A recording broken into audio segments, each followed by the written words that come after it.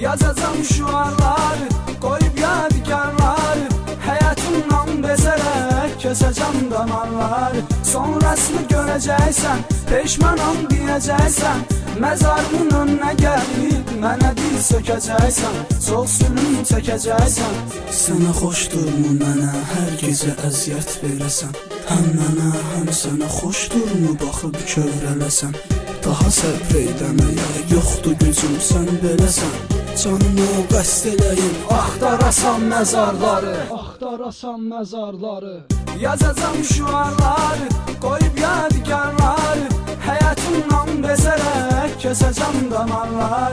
Sonrasını göreceksen, peşmanım diyeceksen, mezarımın önüne gelip mənə dil sökəcəksən, sol sülüm çəkəcəksən.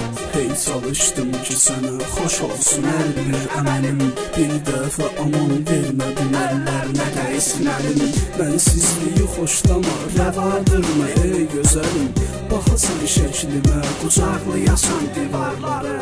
Yazacağım şuarlar, koyup yadigarlar, hayatımdan bezerek keseceğim damarlar. Sonrasını göreceksen, peşmanım diyeceksen, mezarımın önüne gelip mənə dil sökəcəksən, sol sülüm çəkəcəksən.